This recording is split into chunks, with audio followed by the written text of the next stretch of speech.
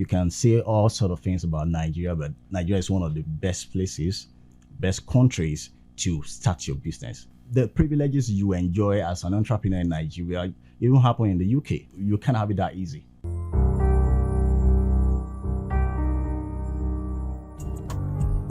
All right, on today's edition of Grass to Grace series, I have Mr. Bolarinwa Emmanuel. Let's get to meet him in a bit.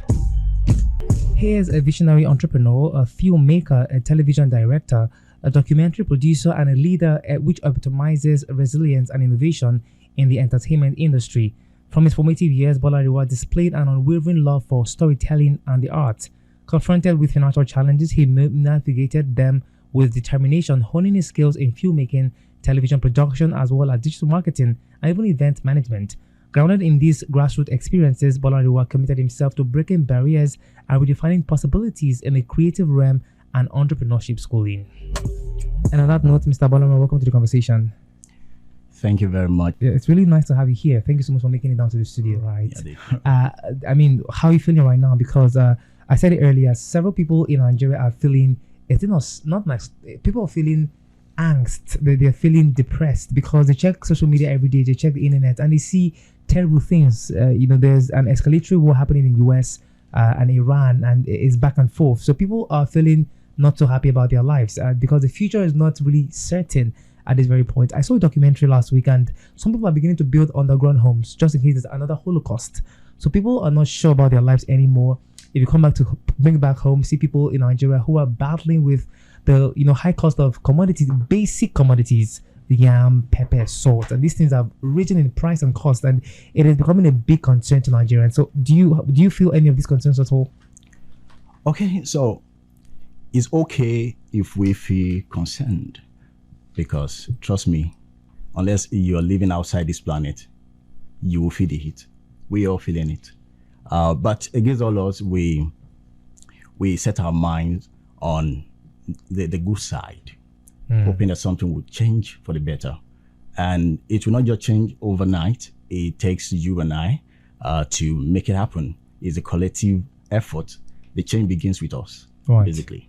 The change begins with all of us. Thank you so much. Do you think there's some hope for Nigerians? Because some people think this is going to move from bad to worse. So do you think any hope will come at all from all of this whole thing? Because they say at the end of every tunnel, there's a silver, at every cloud, there's some silver lining.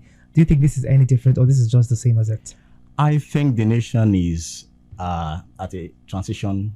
We are transiting from the bad, and sometimes very soon it will be good. There is hope coming from someone who has every opportunity to japa from this country, and I've refused to japa. Why did you refuse? I mean, because trust me, speaking from the perspective of an entrepreneur, I'll tell you this. You can say all sort of things about Nigeria, but Nigeria is one of the best places, best countries to start your business. And if I sharing my own experience with you, I'll tell you, when I started my business, I'd already done more than $1 million even before I registered the with business. the CAC. That won't happen anywhere I'm else. Sorry to cut in, but that is counter data, because report says that Nigeria has one of the worst conditions for starting businesses when it comes to getting loans, when it comes to getting your papers, basically, right? So Nigeria has a negative data in this regard. So okay, you are giving us a reverse of that. So this is it.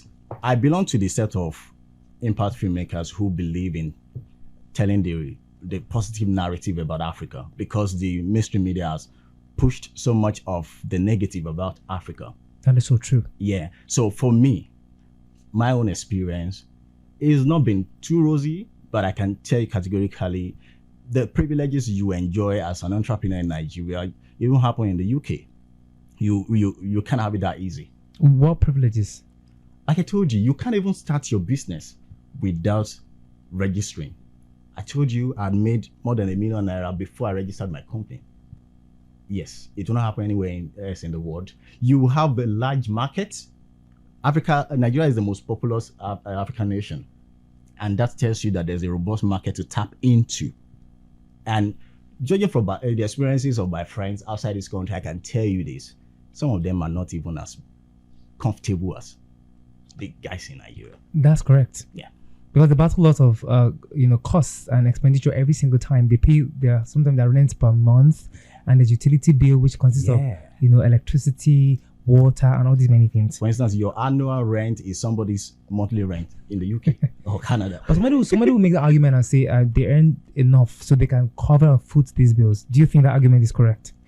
Okay, so the edge they have over Nigeria, from my personal view, is a system that works, a very secured system where you have access to things work smoothly more.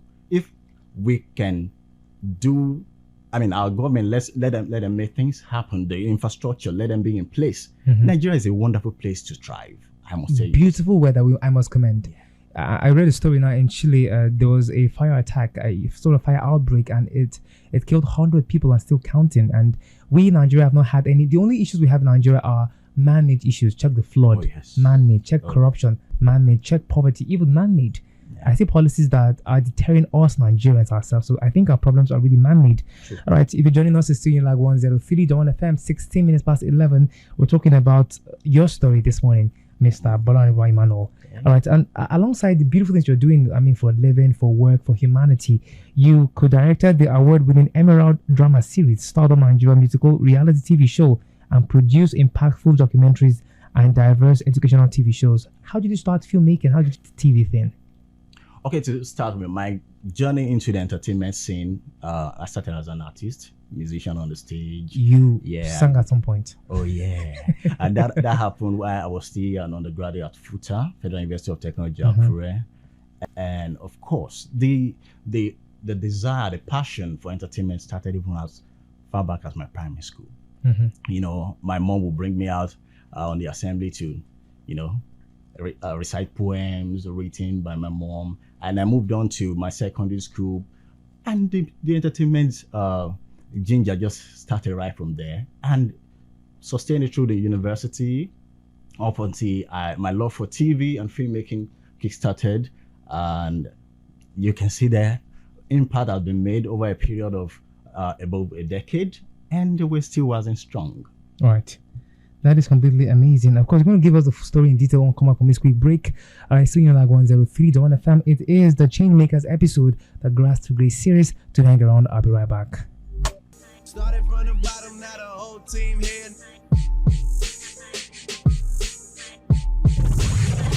The station with the best music. 103.1. Best music. I love the music. Where I do, bro. Yes, welcome back from that quick music break. That's a song by Drake, said started from the bottom, still like 103 Dawn FM. And of course, I think the bottom is where everybody starts from. I know some people have their bottoms that are different. Some people started out rich. You know, some people cannot relate to poverty at all. Some people have no idea. They call them, is it Lucky Sperm they call them now? But then they have so much money in trust fund. I see people who their parents, had stacked a lot of money for them before they started life, and so life could be a little bit different with those people. So which was your case? Are you a trust fund baby? Well, I would definitely say I wasn't born with a silver spoon. Of course, parents had decent income. They had integrity, but I would say I'm one of those who came from the Otedolas family. No, that wasn't my case. And of course, that's sort of contributed to my desire to make a headway in life. Right. So I want you to walk me through your childhood. Where did you grow up in Nigeria? Did you attend any local school? Because you sound very polished. Did you go to do some Washington education? Yes. Walk me through that experience right now. All right. So I grew up in Nigeria, born in a town called Okitipupa in Ondo State. Of course, had my education, started my primary education there, moved to Owo, where I attended Methodist High School, moved to Akure, Jafo High School, and of course we've had some exposures beyond the shores of Africa, but I'm proudly Naija. Proudly Naija. Yeah. I'm proudly Nigeria too. Tell me, so let's talk about how it all started. What was the very first spark of innovation or motivation? How did it all start? Walk me through the very, very beginnings of it. Okay, so to start with, I'll say when you found yourself left with the last 500 naira in your pocket as an undergraduate, and you realize that from that 500 naira you're going to feed, you would transport yourself to class, you would make photocopies and acquire things that you need to study without any hope of getting a dime from home anytime soon. Of course, because of obvious reasons. My dad at that time, I was in 200 level at FUTA, just lost his job due to Whoa. retrenchment at his place of work, and I got to school. I had to think deeply and come up with a survival strategy. Let me take you down memory lane.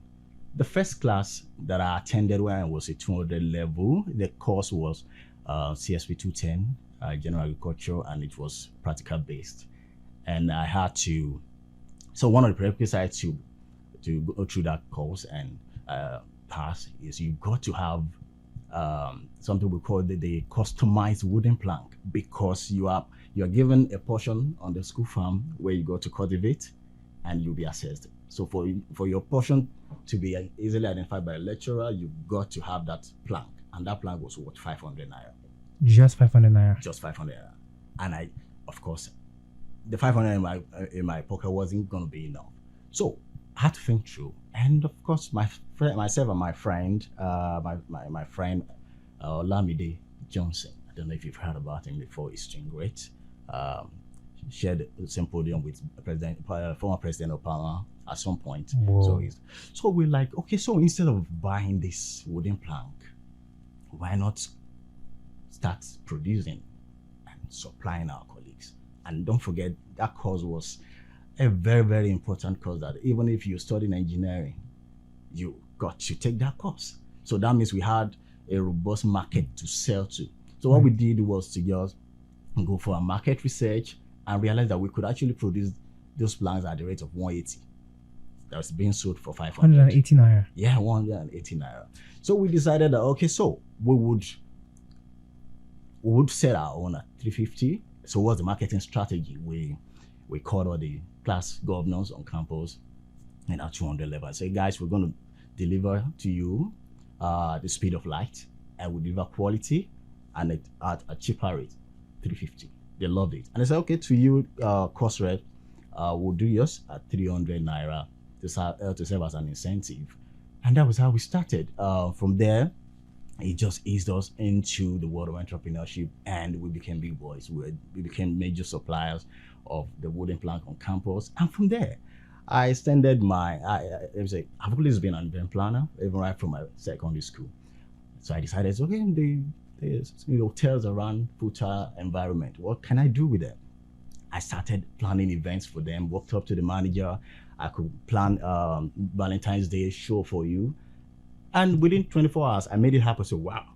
So officially, I became the event planner and the MC of that hotel, and I extended it to every other hotel around the FUTA.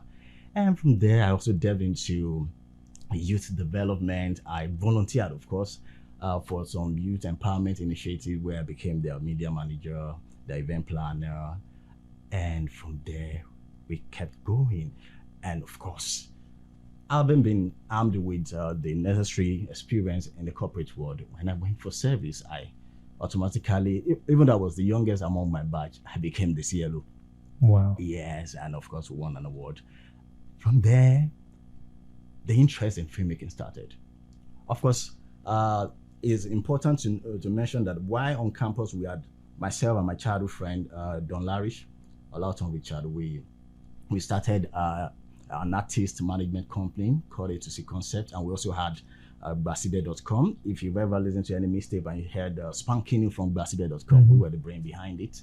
And so we pushed that up to a point I said, okay, I was in Accra at that time, right? So I wanted to have more exposure.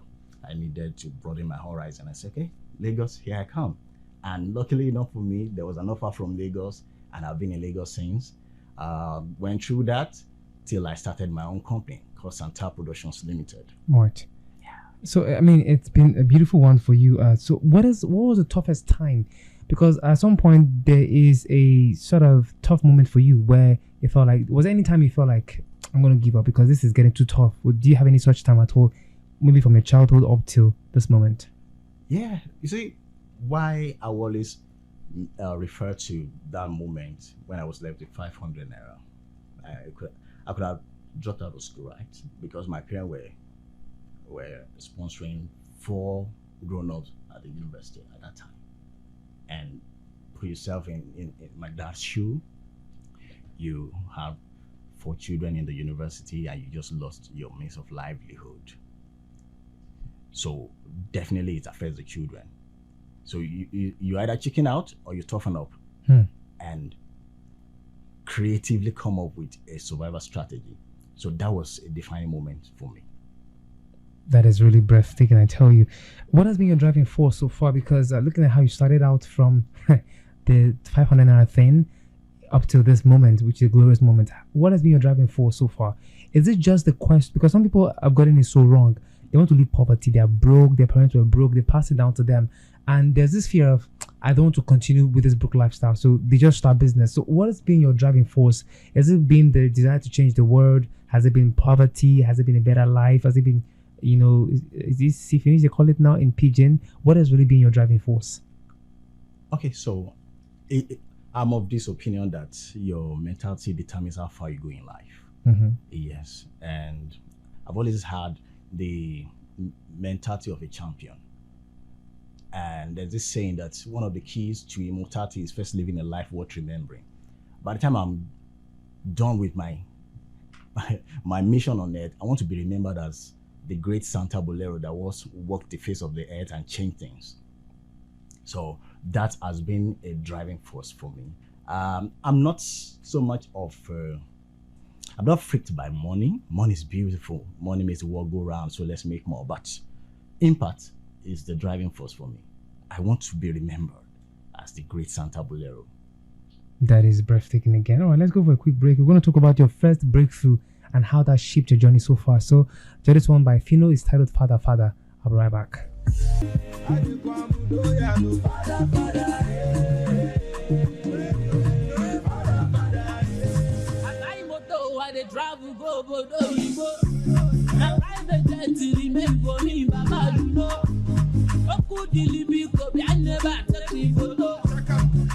Easy to the jury governor, because the governor he beat to me. Since I lost my daddy, now he don't talk to me.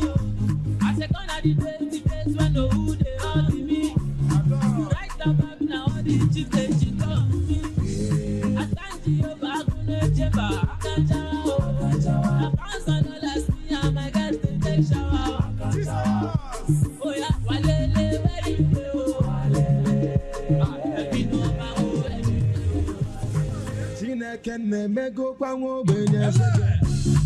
Every day by day, I just listen. And I love this song. And just in case you're not evil, the song says that God has lifted somebody from the gutter into some high places. That's the meaning of the song, by the way.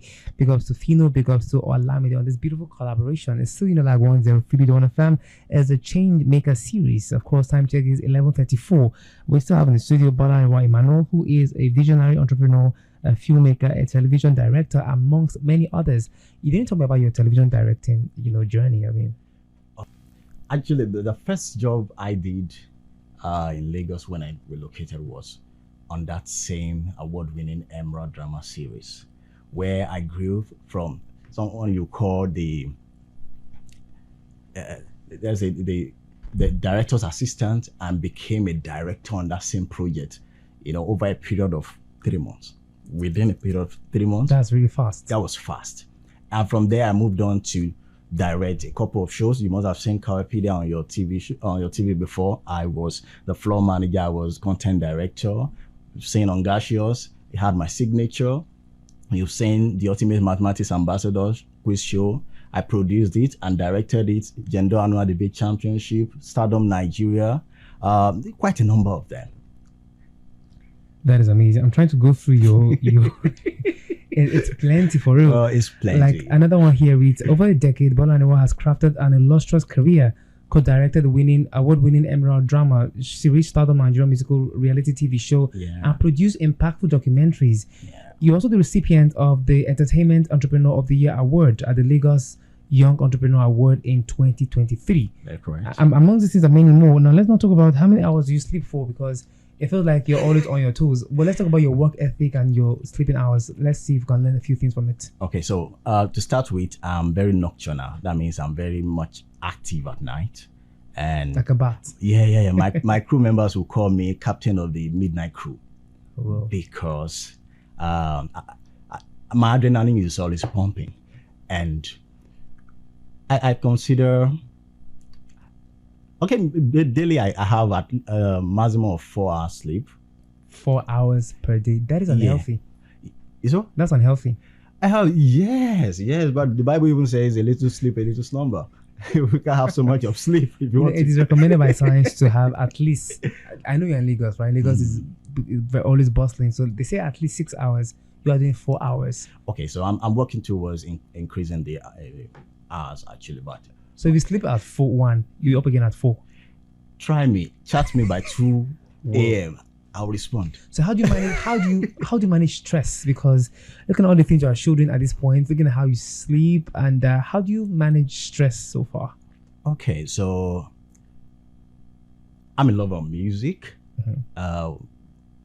When I listen to good music, it helps me relax, and a little rest. Like I said, just 4 hours is good enough, and I'll be up and running. Of course, I value sleeping in a very conducive environment, so as much as possible, unless I'm outside What this is a country. conducive environment for you?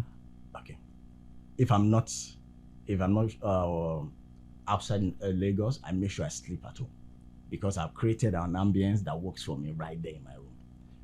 Yes, because if I wake up and I see something this funny in the white morning, noise. it will spoil my day. You don't do white noise at all. Yeah, no. That is remarkable. Let's talk about your work ethic. How many hours you work for? So I assume now that you have more than 16-hour work week, because you sleep for like 4 hours every. So in other words, you work like 20 hours or thereabout. Thereabout. That's true. Of course, as an entrepreneur, Right. you don't work 9 to 5. Yeah, my client can call me 12 midnight. I'll pick it up. We'll have business meeting. We'll schedule a meeting for the following day. It happens. So if I'm not filming during the day, I'll be editing at night. So you've got we always. Beautiful. Now you are a Nigerian entrepreneur. I know a Nigerian entrepreneur is different from a New Yorker entrepreneur. Okay. They are different because number one, there are certain opportunities abroad that don't exist here. So what has been the toughest part for you about being an entrepreneur in Nigeria at the moment? Okay, so whatever happens to the economy impacts your business directly. Directly. For instance, if there was a content I used to produce at #1 million as far back as 2015 or let's say 2017. Right now, you're supposed to be charging, or I'm supposed to be charging not less than 2 million naira. But even the clients cannot afford 2 million naira at this point. So you've got to strike a balance to make sure you deliver quality And at not affordable overcharge, rate and not overcharge, because we want to achieve clients' retention. So it's really tough. It has reduced our profit margin a whole lot, but we are pulling through it creatively. Beautiful. And I like the fact that because some entrepreneurs just transfer the whole pain to the end consumers, and in turn they're causing so much hurt. I understand that you are bearing the brunt of the economy. Fuel is expensive, cash was scarce at some point, many things, but you should find a way around it that could serve sometimes as a competitive advantage to your other competitors. That could be your cutting edge, which is a good one. And let's talk about a very vital part.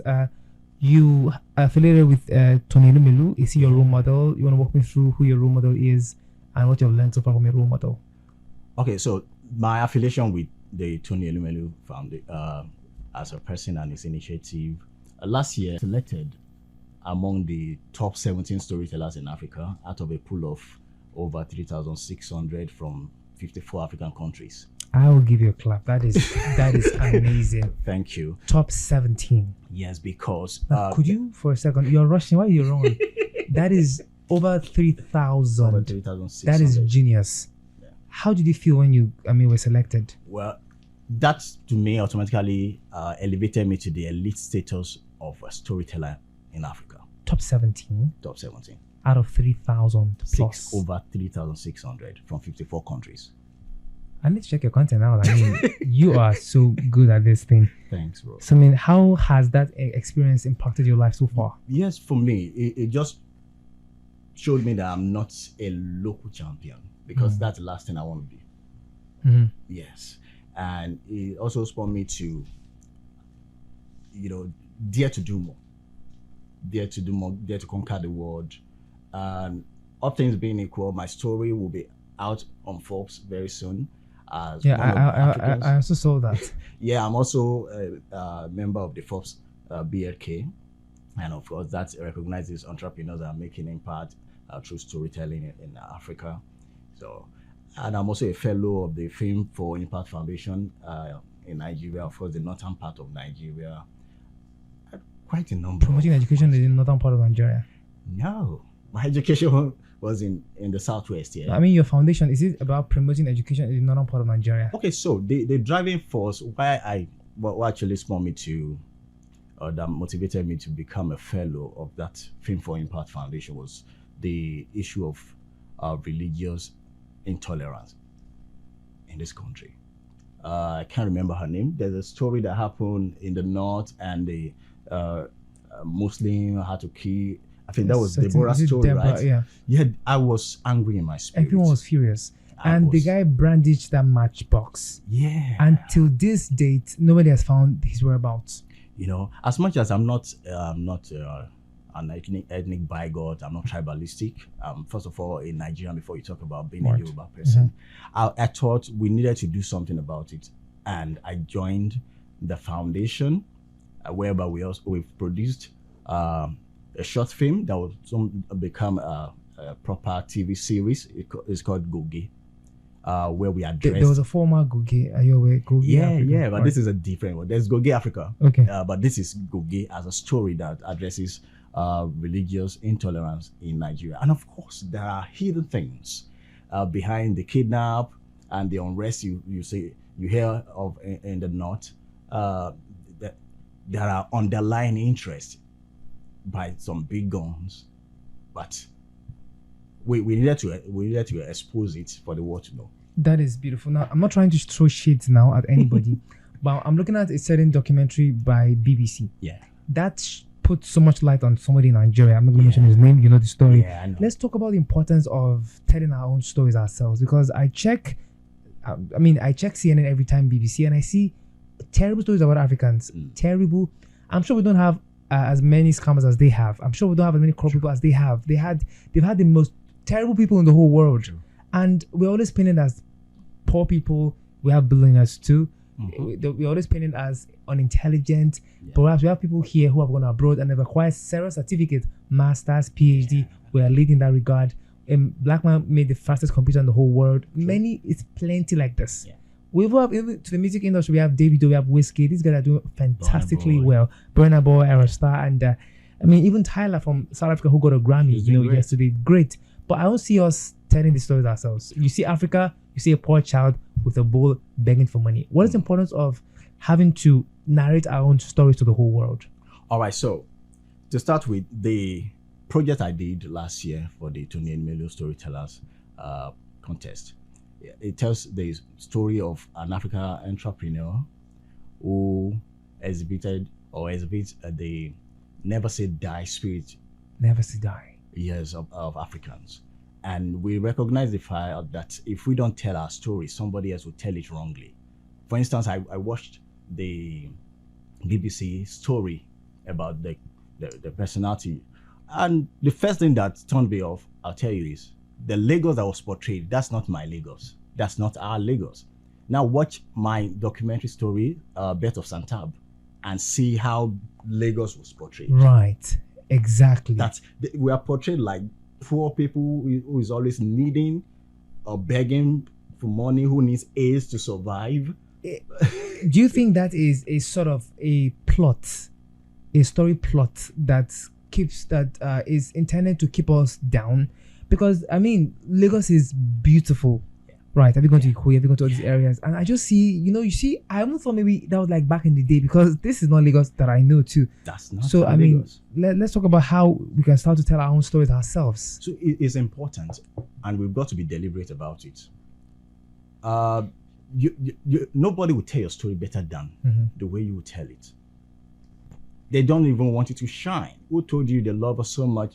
I want Nigeria or Africa as a continent to be seen in the positive light. No.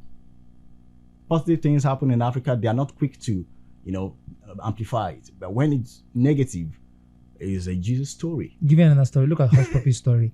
That's how we trended. How much does this scam? That's small money compared to what people scam and dupe other people every day on the internet. Yeah, of course, I'm not going to support crime in any way, Right. fraud. No, it won't happen.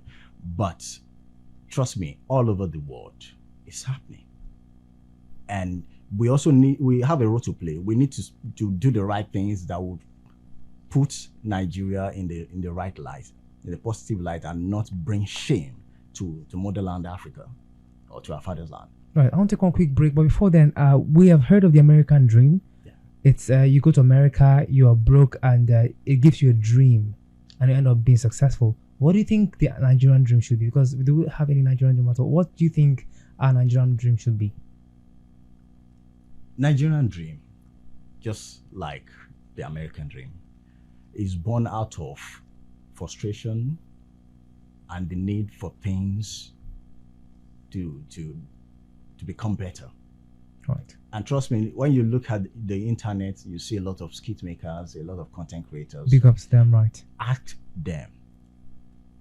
Those concepts came when they were at the lowest of low, when they were damn hungry. The dream came. That's why you see Nigerians all over the world, they are excelling. We are tough, we are tenacious, we are dogged in this side of Very, very, very dogged. If I saw in Washington at a certain point, they took the light. It was an outage. People were fainting. We won't faint. Our power, our grid collapsed yesterday. People slept in darkness, and no one is fainting. We are used to it. We are strong people, and let's not let anybody tell us the reverse of it. We are strong, we are bold, and we are courageous too. And you mentioned hunger. You had hunger too, like real life hunger. We had your last 500 naira. So somebody rightly said at some point, hunger is a gift from God. Do you believe so? Yes. You see, I'm of the opinion that the fact that you are from a poor background doesn't mean that your bar should forever remain on the floor. Right. It shouldn't happen. When you look within yourself, if there's anything you do not have, that means you do not need it to succeed in life. Let me, for a second, if you're joining us for the first time, it's still in like 103 John FM. This is our Change Maker series, looking at grass to grace stories. And this story here, your story, is an perfect example of grass to grace. Look at how you started with your last 500 naira, and ever since then it's been an upward spiral. It's been going up and up and up. That's really beautiful. All right, so let's not talk about we've spoken about the Nigerian dream. We've spoken about hunger too. Let's not talk about the need to resuscitate that hunger again in people, because at some point people have become complacent. They become, they're just relaxing. They feel like, it cannot work anymore. We saw it in the last election, people put in their efforts, but the efforts seemed damned to an extent, you see. So let's talk about how you can revive that hunger you have in you as a Nigerian. Okay, so this is it. For me, if there's anything that you do, and you will do it happily, even if you don't get paid a dime, Right. it's a pointer to fulfilling your destiny. So, for instance, when it comes to storytelling, content creation, you're paying me to enjoy myself. That's the truth. Right. Yes. If you don't pay me, I'll still do the same thing.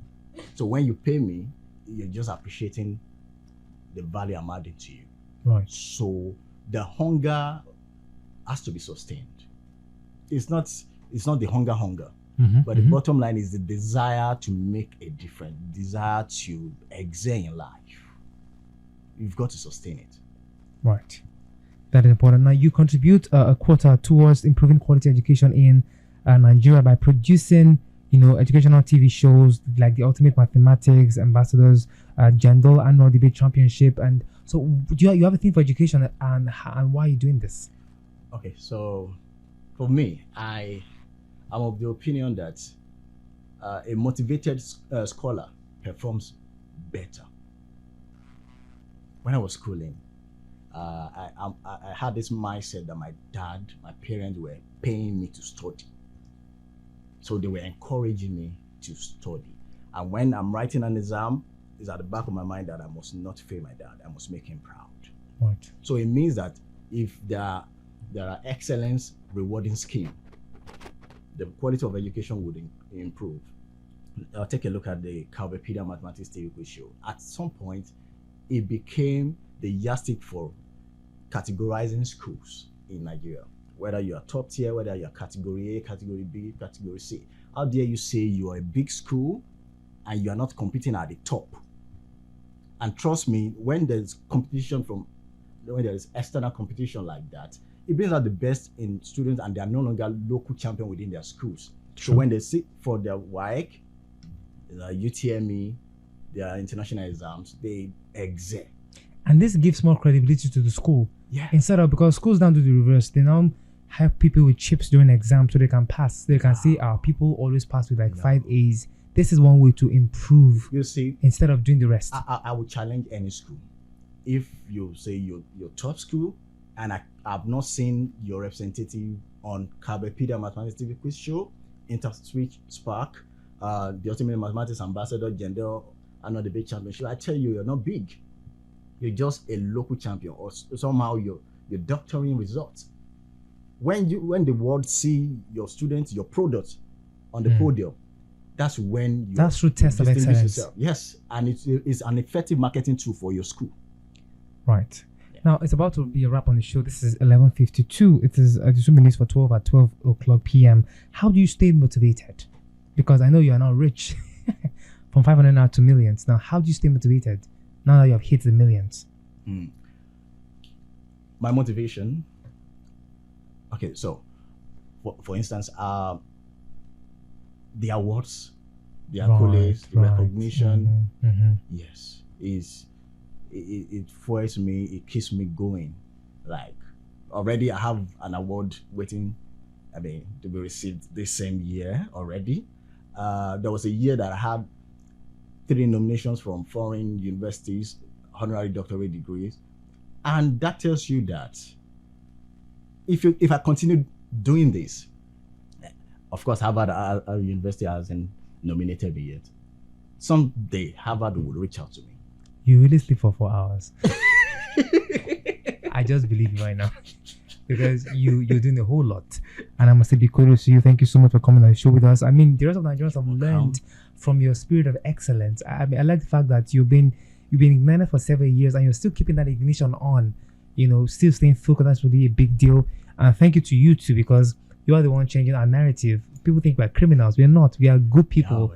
And thank you so much for changing our narrative. Thank you so much. I really send this big hearty thank you from me to you. Now, what's your popular quote? What quote stands out for you? And use that quote to inspire some people this morning. All right. So, any dream that's not worth dying for is not worth a drop of your blood. Any dream that's not worth dying for is not worth a drop of your blood. And of course, like I said, the key to immortality is first living a life worth remembering. Be the change that we need. Right. And the world will never forget you. And the impossibility doesn't exist. If I can, then anyone else can. I do not have 2 heads. I'm not a Superman. I'm a proudly Naija boy, not raised in a privileged environment. But against all odds, I'm getting international recognition. If that can work for me, it can work for anybody. Anybody. Rightly said, that can work for anybody. Thank you so much, Mr. Bolarinwa, for coming around. It's been nice having this talk with you. Thank you so much for honoring our request.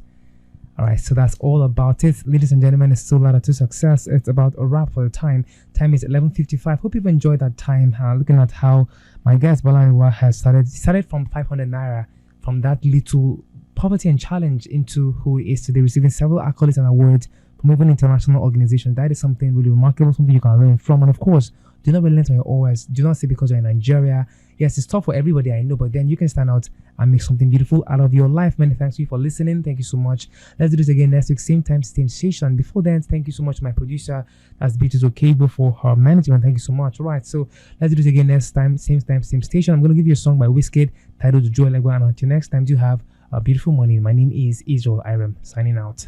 It's legendary beat.